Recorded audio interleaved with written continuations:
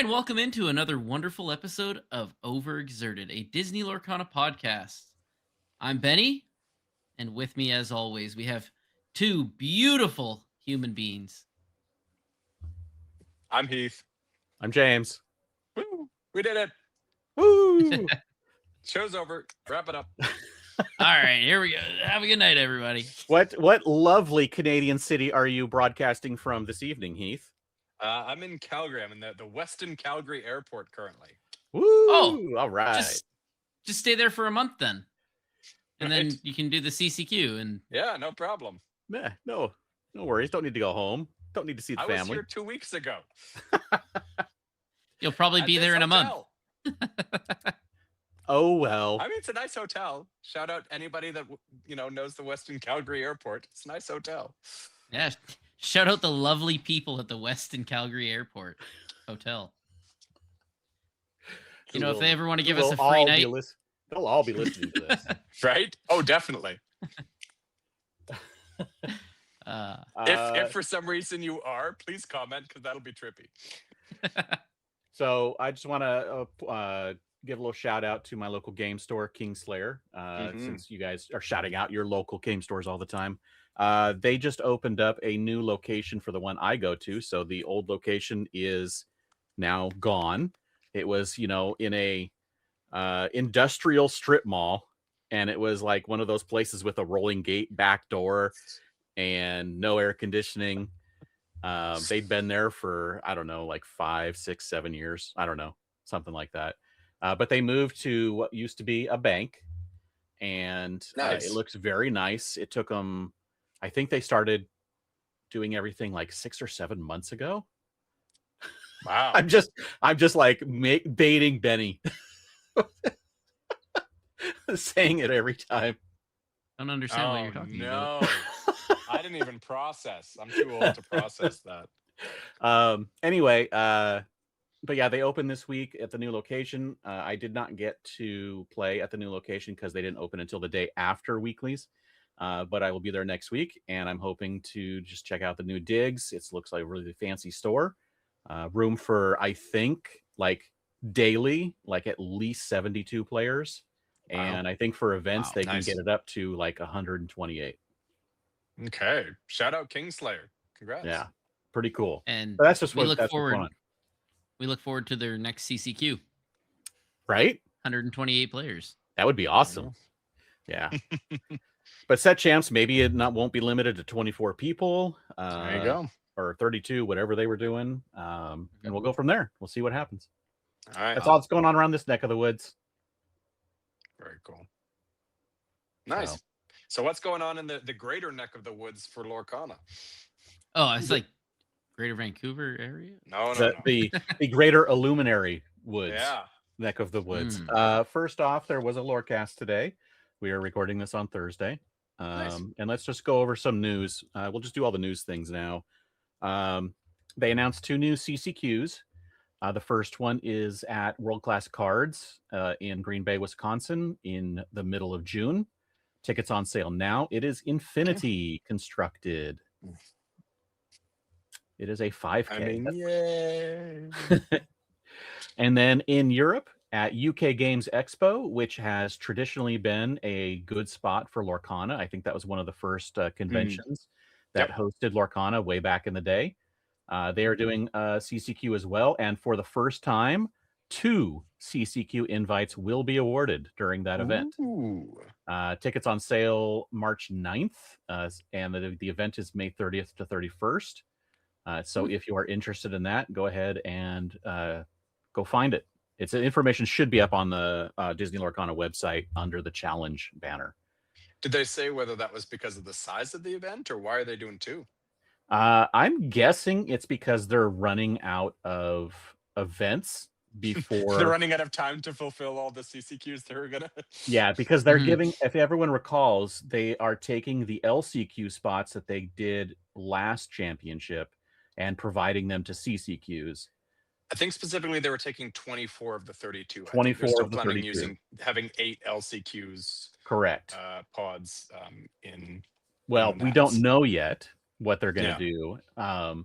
But Yes, so they're going to give it. They're giving 24 each in Europe and North America to CCQs, and then 8 will be given. 8 spots for the championship will be given at the championship, the day 0, which we will know now coming up, because the other thing that they revealed is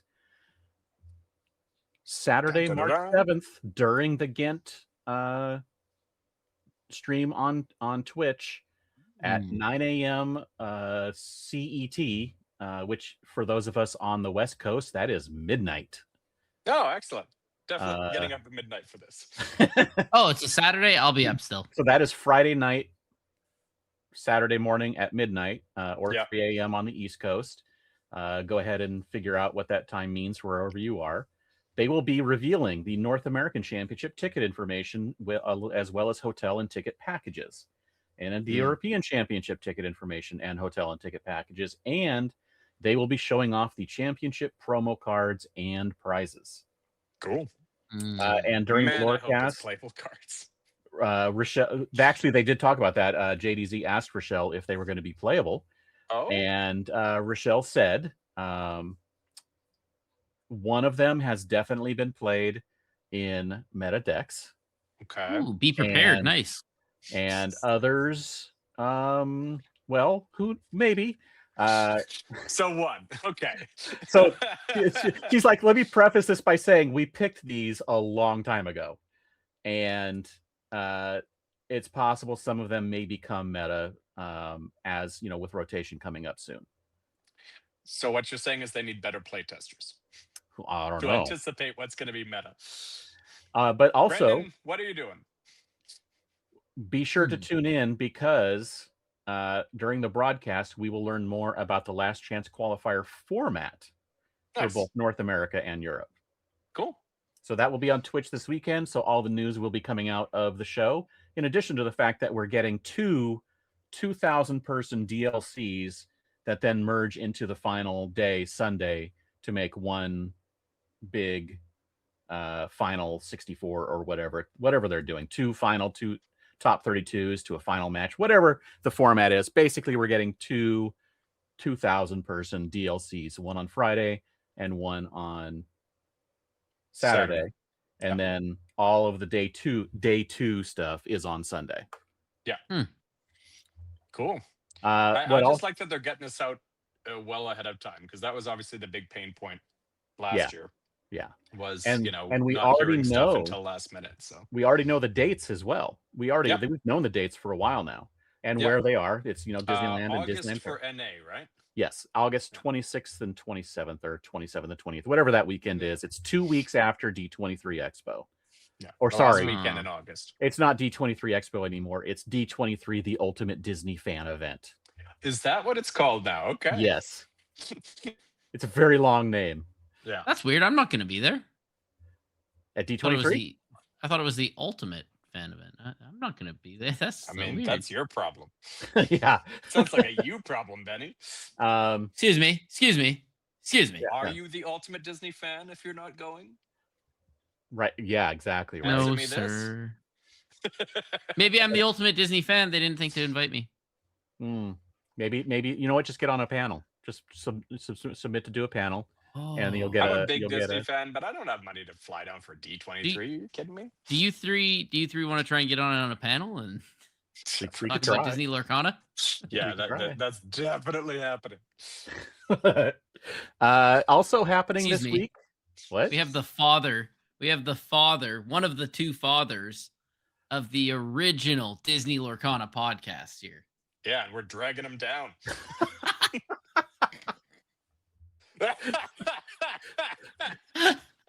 That's hilarious. Hold on. I just noticed that there's if you're watching this on YouTube, there's a logo right at my head here. Let's move that over. Oh dear. We don't want to hide that beautiful head. No, you got to get that shine. Yep. Okay. So also, let me just say thank you to JDZ for always asking the questions that the community actually wants to know. Right. Even if we don't get thank you for that perfect answers, because they can't sometimes. Yeah. At least the questions we hear the questions being asked directly to the people that matter. I mean, my hope is by Rochelle saying, hey, we picked these long time ago, that they're at least acknowledging that maybe they're not always picking right, which implies that they want to pick meta relevant cards. Right. They just have to get better at it. And if that's the case, I'm at least happy that the intention is there. Maybe the execution is off, but I will take intention every time, because hopefully over time, that means that we'll get more meta relevant promos. Please and thank you. Yes. Also this week, it is Gamma Expo I think it's in Louisville now.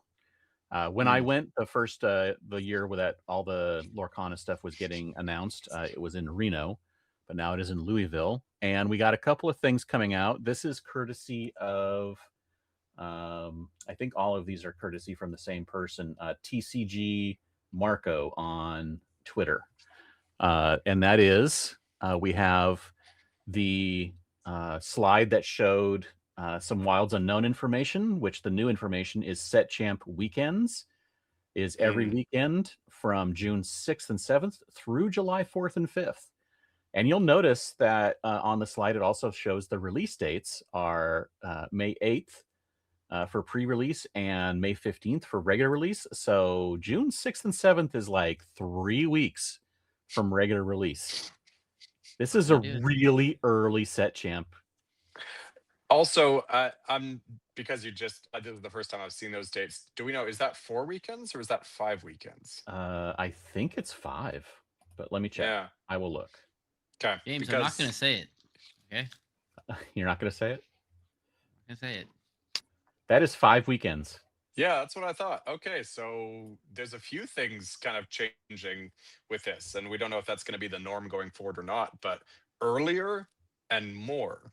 Well, we had 5 weekends once before. Did we really? We did, yes. When did we have 5 weekends? It was 2 sets ago. Days. Really? Yeah. Apparently I've forgotten that. 2 sets ago or 3 sets ago? It was definitely in the last 6 months. Okay. Yeah, so being this early, I mean, we have a lot of theories as to what it may be. They don't want to get it too close to the championships.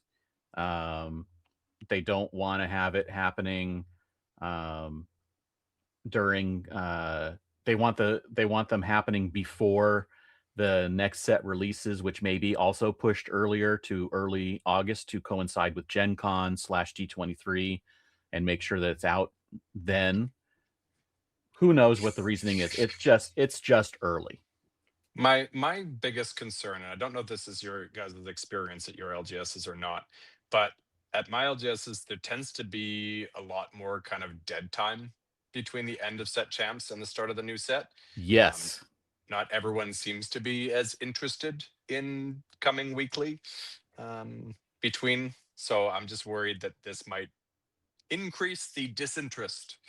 That was exactly my worry as well, because typically we have hopefully only 2 weeks between Set Champs and the release of the new set. And typically what we do is we either do some kind of special format like Infinity or 2v2, or a bunch of us will actually bring test cards. And since reveal season is going, we will actually bring new cards and test new decks while we are, everyone agrees to it. And we just do that for our weekly event.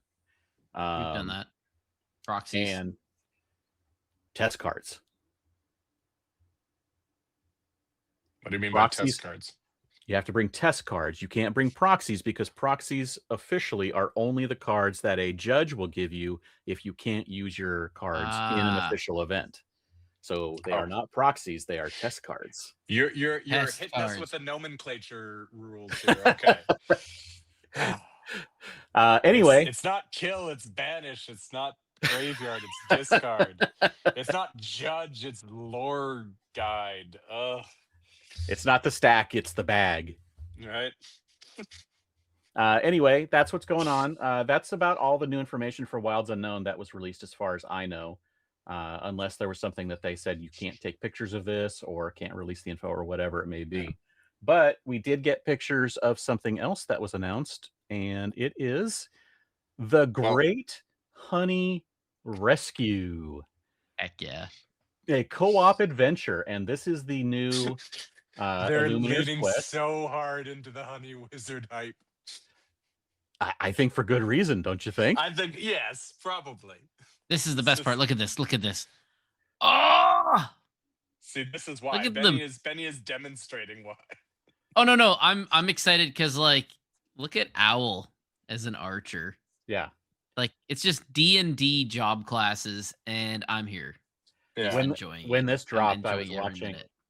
I was watching / listening while I was at work to Color is Law on Twitch, and her and the viewers were all going over and trying to figure out which D&D types each of these characters were going to be. You know, like were they a Tigger- sorcerer, a wizard, I a think paladin, Tigger's like a rogue? druid. I feel like Piglet should be a rogue. It's too small for me. I'm on my phone, so it's too small for me to see the detail on Piglet, but I feel like Piglet should be a rogue. The thing is he's got that Owl. swirling honey thing that on the stick there that I feel like maybe he's Honey Wizard's apprentice.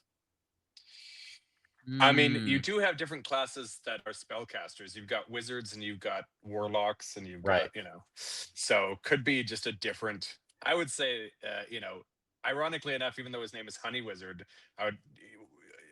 Pooh strikes me more as the warlock kind of design aesthetic, but I don't know. I'm not big enough into D&D to know. I might have just committed blasphemy there, and I apologize to any. I don't know. Owl's a D&D ranger. fans. I'll tell you that. Owl's a ranger. Owl, 100%. Yeah, Tigger's over there being like what, the Brood or whatever it is. I thought he was definitely like a warrior, but I also thought he could be a druid because he's kind of got the weird honey swirl coming out of the hammer. But see, I would like Tigger to be like a paladin or something. Eeyore has some books on his back as well as some kind of little jar, potion, some potion, and so Eeyore's the healer, the cleric, and Rabbit is the conductor. Oh, Tigger could be a cleric too because they do use like the morning stars and stuff like that. Okay. But anyway, it'll be interesting because obviously none of this matters because they're not going to call him any of those. Right. But yeah, it's not going to be Rabbit Honey Fighter or Rabbit Honey Paladin. But as you can see, this is the newest Illuminers quest for this year, which goes along with the Palace Heist and the Deep Trouble that have come out over the last couple years. And the interesting change is that we are now theming it to the heroes instead of the villain, which I think is a very cool and good idea. Mm-hmm.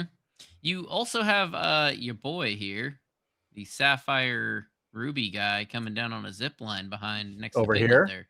We've got Venturo. Oh, okay. And then over here, I think that is, if that's another Illumineer, that would probably be Shanze. You remember their names? Heck yeah. And then, of course, the one that is missing because, everyone's like, please, man, we don't need you on this adventure, is Martin. Oh, come on, man.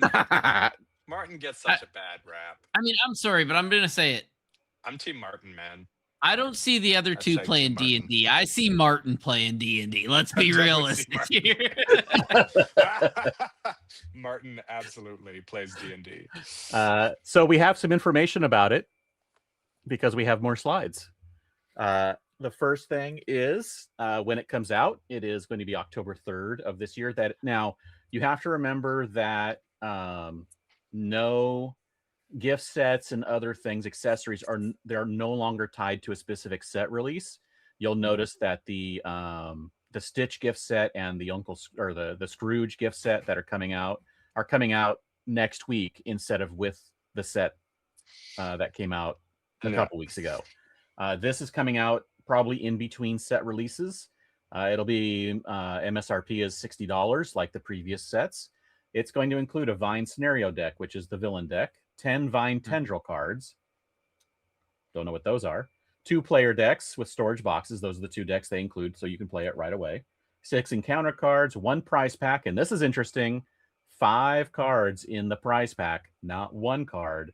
So that means you are going to get a special card for your entire team of, Rabbit and Owl and all of them, most likely. 30 tokens, a game board, a game rule book, and the Ravensburger Play Hub launch events fully supported global launch at RPH stores. That means they will be sending out prizes for an event to run with just this set. You said one card for each person in your party, so that means Piglet doesn't get a card. Well, remember, they also include cards in the deck that have special foils. Yeah, I'm just saying, like, the party: Owl, Rabbit, Eeyore, Tigger, Pooh. That's 5. Piglets left. Someone's getting left out. Maybe it's for the, everyone but Winnie the Pooh. Yeah, it could be everyone but the Honey Wizard. Maybe. Why do you think we have enough of those yet? Right.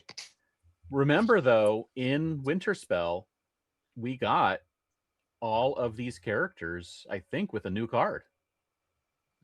So that means I think they were putting 100 Acre Woods characters into current sets to make sure we had cards available to use for those foil cards.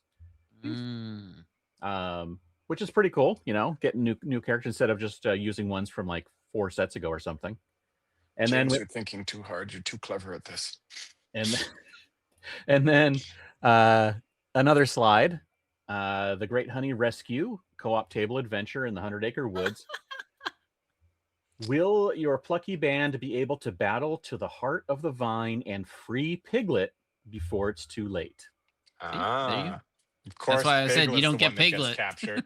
Of course. The Daphne of the group. It's a standalone co-op. Players will work together to overcome the vine and can do so without any other product, which makes it perfect for a wide audience. It's a tabletop adventure. Players experience progressive encounters that feel more like an RPG quest. And entry level of play, multiple difficulties make it ideal for onboarding new players and challenging for those with more experience. In the Lorecast today, Rochelle said that they weren't going to talk about this because it was only information released at Gamma, and they don't have the official release information ready to go. Yeah. And then proceeded to talk about it a little bit by saying, I imagine it's hard not to talk about. Yeah, she basically said, I got to play this a few months ago, and it is one of her favorite experiences playing Lorcana to date. Cool.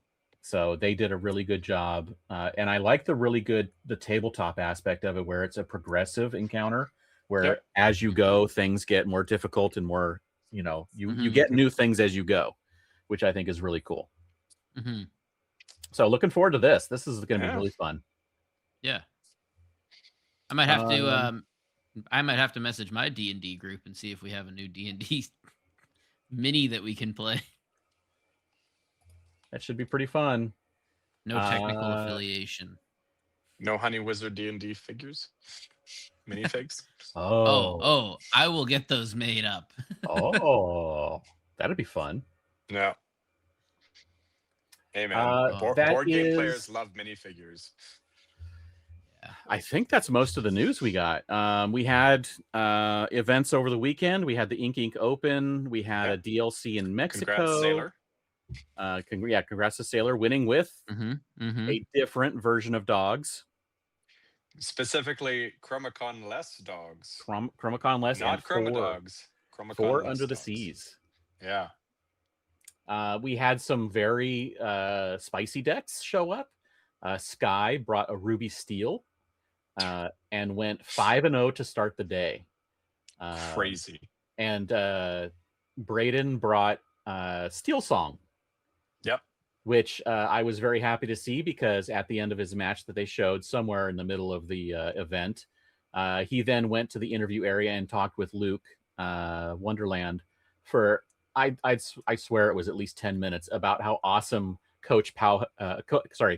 Chief Powhatan is, and how awesome it is in the Steel Song deck, because it's like you can't challenge with him, so he's like a free singer and you can get it out with a Cood and like turn 3 and a big wall. Yep, big wall. And also 5 willpower to soak up damage to use healing on. If you play Ohana, that kind of thing. But yeah, I thought that was pretty cool. Some really cool, fun decks, but I mean, the tops for the most part, turned out as normal. I think a Ruby Amethyst made top 8. Top 4 actually. I think it was. Oh, top 4, I've right? I've literally got that match on pause on my iPad right now. I was watching it last night, so it's top 4. Yeah, That's pretty good. But Sailor pulled it out with the Emerald Amber dogs and showcasing just how crazy that deck can be with getting, I don't know, 82 characters out on turn 2 or whatever it is. Yeah, singing Under the Sea turn or playing enough characters to sing Under the Sea turn 4 effectively. Yeah, Like being able to play 7-cost tramp on turn 3.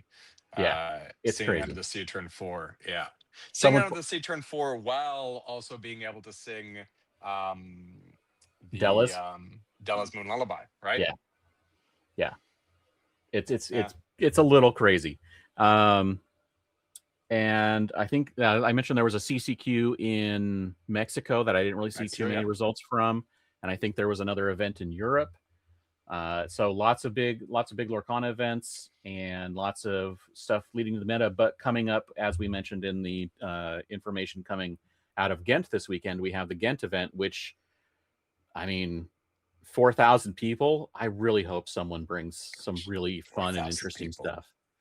Man, so intense. All right, let's get predictions on. I want to know what deck you guys think are going to win Ghent. What's going to get through 4,000 competitors? I feel like I think Amethyst Steel's turn to shine in this event. I think it's just too consistent, and with that many people, 2,000 person events each day, at least one person is going to have that perfect run where they get all their good matchups and they avoid Blurple for a majority of the day, and they just get right into the top cut. And I mean, Lux Ferrente there, who was top 2, said that he was able to get through I think at least a couple of Blurple with his purple steel. So do you feel like you see it as the more aggressive version, like he was running, or do you see the more controlling version succeeding? I mean, honestly, I think Purple Steel can do a little bit of everything. I think it's the perfect mid-range deck that can just go fast when it needs to and control when it needs to. Yeah, but I mean, just the build, right? Like, I think his build is more aggressive. Yeah, I think that I've been playing that one the last 2 weeks at League. The one, a similar one to the one that won the CCQ, Mia's Miss Lorcana's deck. Yeah. And I mean, I'm undefeated for 2 weeks now. It just feels really good, and I've been playing into dogs, into Blurple, and it just feels well. The aggro parts of it with the Pocahontas and the Christopher Robins just feel really necessary to go into those control decks. But they also, like the Pocahontas is a 3/2. It's great if you just need a challenge with it because it's got that 3 strength. So it just feels good. What do you think the over/under is on people over-teching for dogs? Kent. I've been seeing people talk about this, and they're like, no one really seems to be teching for dogs. No. For some reason. But in Richmond they did. But I don't think they're doing it this set. But also, dogs has not shown up as a significant portion of the meta in any of these events. Exactly. So how can you tech for something that's only going to be 10% of the meta? Right. Even 15 or 20%. Why would you tech for it when Blurple's 30%, right? 25 to 30%. You would tech for that. Yeah. I don't know. I think the person who techs for it and then again gets the perfect run of where they face 6 dogs and they're like, I had the perfect deck. That's how Ruby Amethyst kind of made it through that far, was they really built it for those aggro decks, the lower strength decks, because of all that removal for 2 strength and less. I was also gonna say Amethyst Steel, so I have nothing to contribute at this point. Do you like the more aggressive build on that, Benny?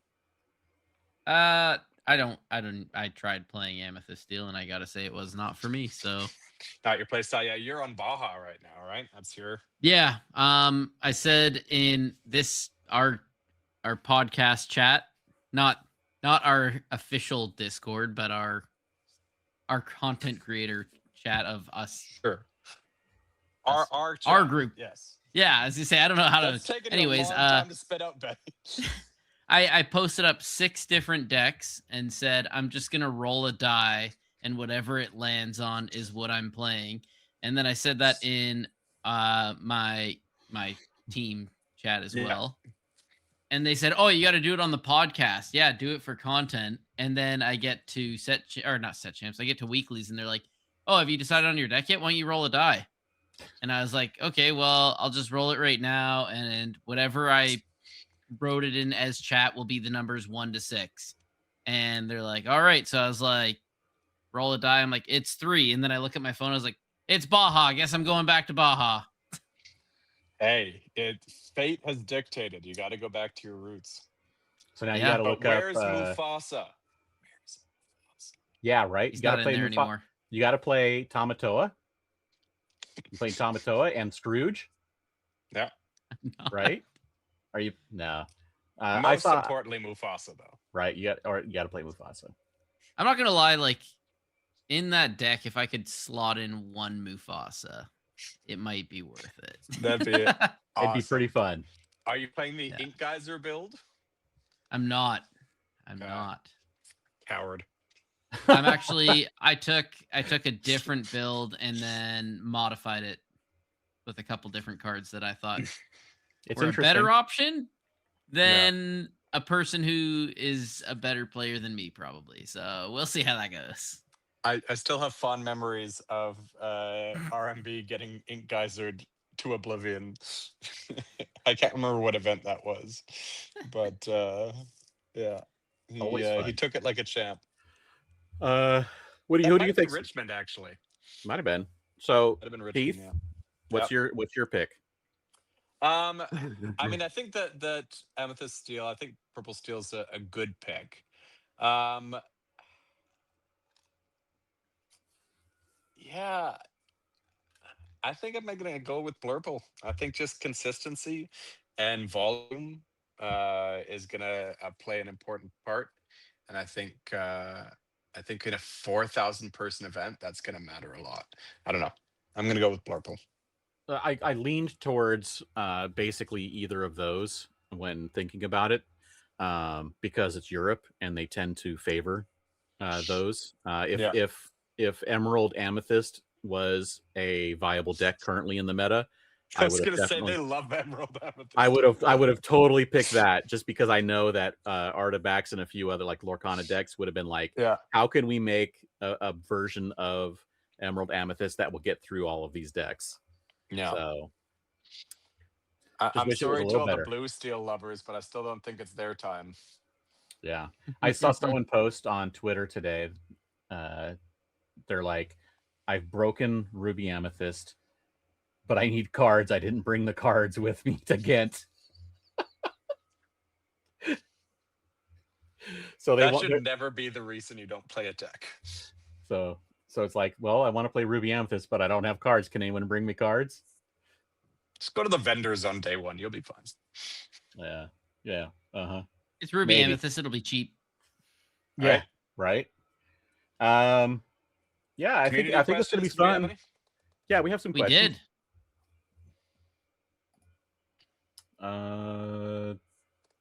I think you should see them there. Benny, you want to take the first one? Well, I was going to say, just before jumping into that, I know I got Calgary coming up, and I was going to ask if you guys had any recommendations on things I should bring, because I essentially get to only pack this much unless I want to pay for extra baggage, and I'm not paying for extra baggage, because 2 things that are a ripoff on all airlines that should not exist: extra fees for carry-on. Come on. You can blame American Airlines for that. And number 2, both of them. Paying to choose your seat. I can understand that as a grown man. I can understand that, but I got a flight coming up where I'm going with my wife and my 2 kids. What are you gonna do, airlines, if I say go ahead and make my day? I'm not Air paying. Canada and WestJet will give you free seat selection if you've got kids. You just have to call in. Oh, Because I was gonna say, what are you gonna do? Go ahead, make my day. I'm not gonna pay the extra. Let someone else sit next to my screaming 4-year-old. Have fun. No. Both Air Canada and WestJet will give you free seat selection when you've got children. Wow, I think we might be going WestJet or Air Canada. Woo-hoo. I mean, Flair might as well. I just don't know because I don't fly Flair. But yeah, so when we went to Atlanta, Sorry, Flair. Eric did bring a backpack, and that was it. Okay, so this is what I've got: deck box and playmat holder. Just pull it down and don't even use a playmat. Make sure your deck box only has one deck in it. Oh, really? Yes. Oh yeah. So this deck box instead. Yes. What should you bring? Clothes, probably. Oh yeah, I usually frown on nudity. We leave Friday. We come home Monday. Definitely clothes then. So I'm bringing. You wear the same thing all 4 days. You are not going to be popular. Well, I did show you guys what I was wearing, Deodorant, right? a very key part of the TCG experience. Bring Yes. deodorant, The giant please. flounder costume, right? That's. So, but whatever I feel you like wear I should also bring a backup pack of my outer sleeves. Yeah. Shout out good. to the wonderful people at Dragon Shield if you guys want to hook me up with some sleeves. I mean, you can Wonderful also, people. like, They are buy wonderful them there if you needed them. That's true. Yeah, so I'll bring a backup pair of sleeves and outer sleeves because either one of those could have a fold or a nick that somebody will complain about for some ridiculous reason. All right, we'll put it out to the audience. What should Benny bring to CCQ Calgary? Yeah, I'll throw it out as a backpack. poll as well on Spotify for any Spotify listeners. I don't know if I can mean, do that on YouTube. I don't think clothes, toiletries, deck box, I can. A toothbrush? Phone charger. I forgot my phone charger on this trip, so I had to go and buy a new phone charger from Walmart. I think we have 4 or 5 people going in our group, and I know at least 2 or 3 of them have the same phone, so I'm not too worried. Plus, like, who's gonna be trying to get a hold of me? I'm gonna be with the people I'm with. My family's at home. Not like I can fly back to BC if something's going wrong. It's just you're on your own. If you're worried about space and your playmat is taking up a ton of room, go find one of the playmats you don't care about and just don't use the playmat tube. That way it can just be shoved into the backpack somewhere. Fair. Okay. Yeah. Okay. Yeah, I'm not too worried about like the deck. I know like the deck and the play mat, whatever. That's not gonna. I can throw the play mat in one of the little side bottle holders. Water bottle. Water bottle. Yes. Notepad. See, what you need to do next time is fly with someone with status. When Mikey, Kale, and I flew out to Richmond, I'm like, you guys can get a carry-on, and you can each get 2 check bags at 35 kilos each. Well, I mean, I'm pretty sure Jeremiah has one of the. Move here. The amount of baggage that I get. I'm pretty sure Jeremiah has one of those ones where it's like you get to fly and your friend gets to fly on a cheaper flight or something like companion that. fare. Those are never worth it in Canada. They're such a ripoff. Yeah. So I was like, wow, gimmick. he probably is getting baggage. But then my other plan was I'll just wear all 4 days of clothes. Okay, so why is this turned into a travel podcast, like everyday carry podcast? Let's get to the community questions. Anyway, I got to pack. Speaking of packing, I got to pack for my flight tomorrow. Yeah. So do you want to go with or do you want me to read all 3? We got 3 questions. Yeah, read them. Okay. Number 1 comes from Martin Karp. With the addition of the boost mechanic, could you see boost decks playing more than 60 cards? I'm assuming he means cards. Just says more than 60. Oh, like concerned that you run out of cards because you boosted so many? Yeah. I mean, if a whole new world was legal, sure, but nobody's getting down to the bottom of their decks anymore. Like, I feel like I haven't seen anyone come close to milling since like set 4 or 5. Set 5. Set 5 is still a threat. I think that if Amber Sapphire becomes a meta deck and there are a lot of control, the mirrors and such, I think that that deck can use a lot of cards because it does have boost in there and easy boost with the Pete only costs 1. And it has the lot of draw with the Ohana if you happen to hit being able to get like 5 damage onto a Hades and then play the Ohana for 5 draw. It does have a decent amount. I know I've done a little bit of testing with it and have used like 40 to 50 cards in a game. So Okay. it can go.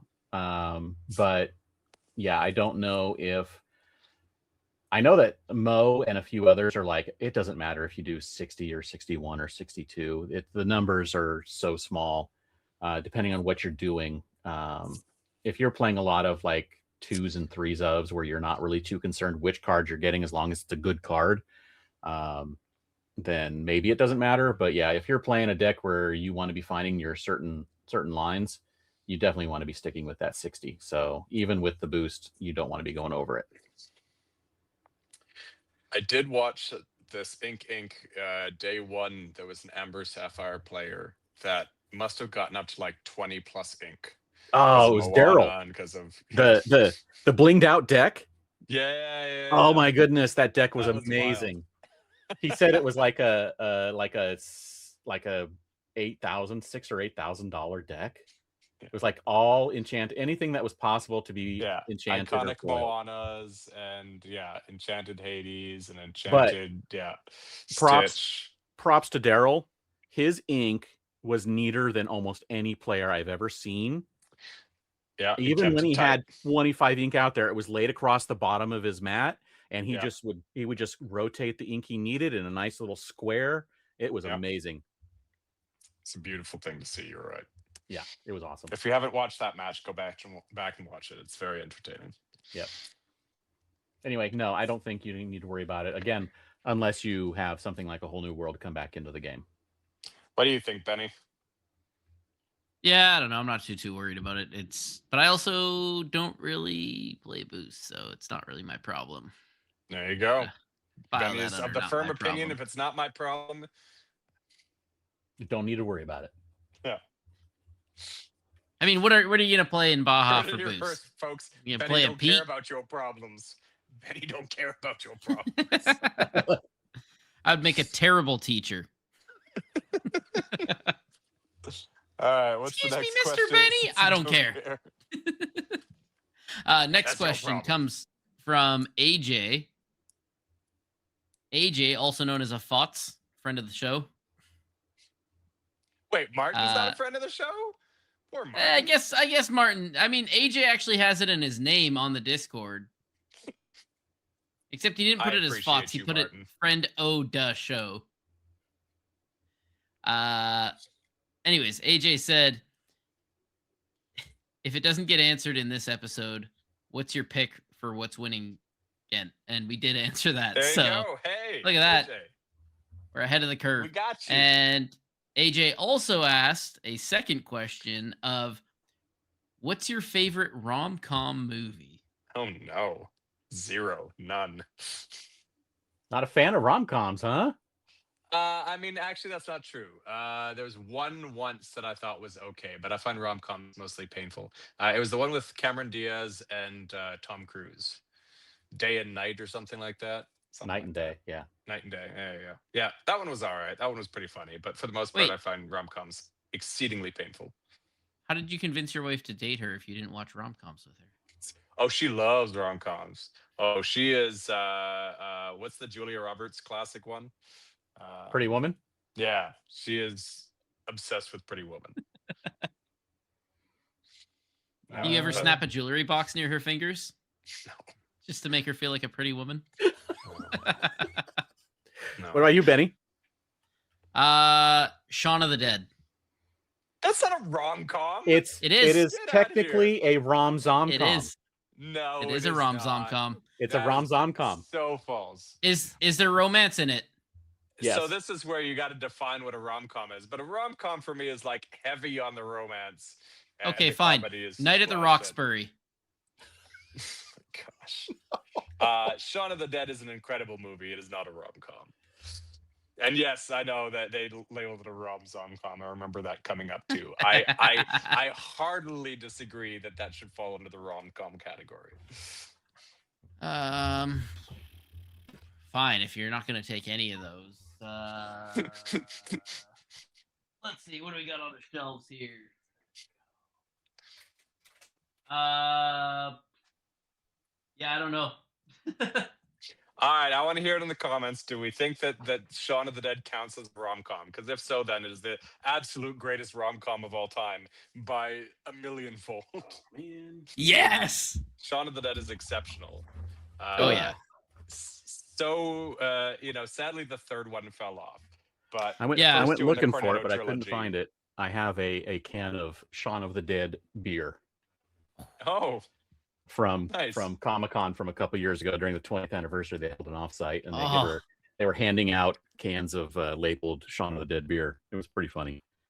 I mean, quite frankly, I would argue that, and my mind's going blank because I'm so tired. What's the second one in the trilogy again, in the Cornetto trilogy? Hot Fuzz.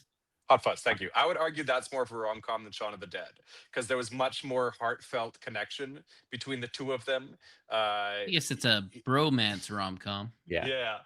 In Hot Fuzz than there ever was in Shaun of the Dead. Shaun of the Wait a Dead, second. they're like she despises him. Hold on.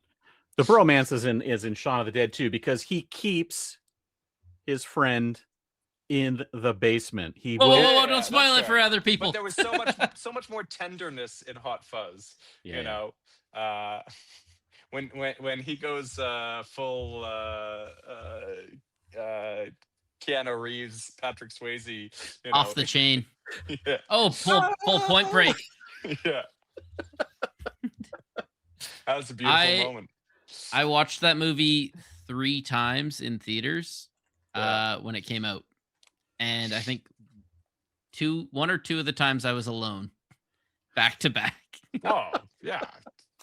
That's Quality a great I movie. no went- matter who you're with. I went to leave and like I had a text from my buddy like, "Oh yeah, you want to come hang out in like 2 hours?" And this is, early high schoolish days.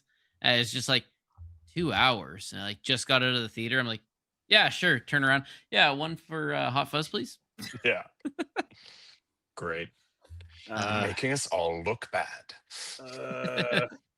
Yeah, a great big actually bushy am beard. the opposite of Heath. I am a fan of rom-coms. Okay. Hey, no shame in it. But I'm That's just also a not my fan thing. of just movies in general. So like almost no movie am I like don't care for unless it's a really bad movie. Yeah. And even then I can find something interesting about it usually. Okay.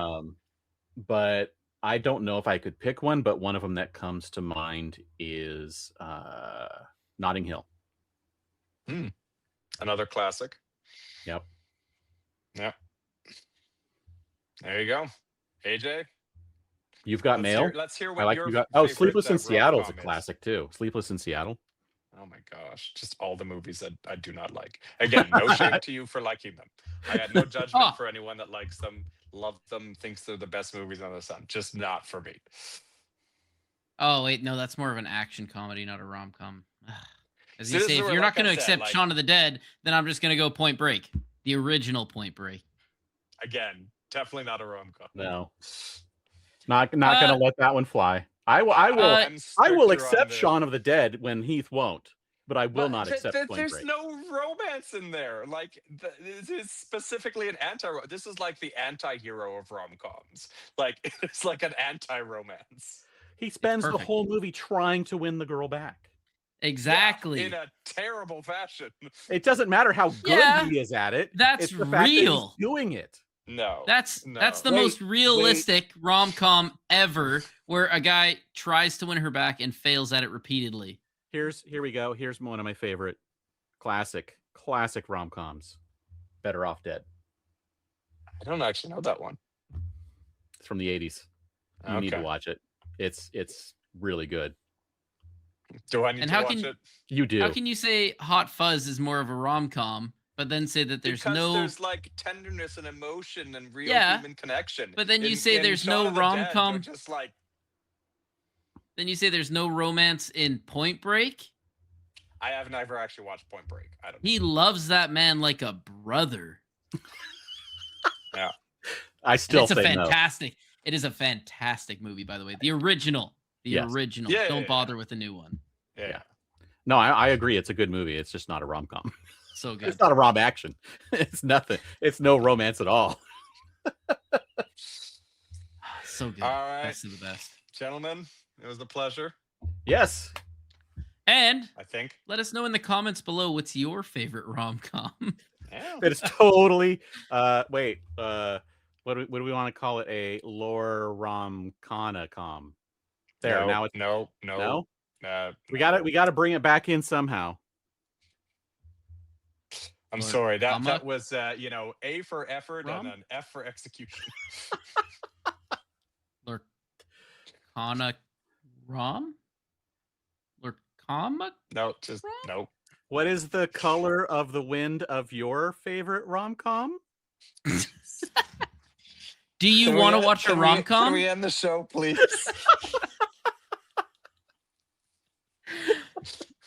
Thank you for joining us again on this wonderful journey. We will see you again next week. Bye, everybody.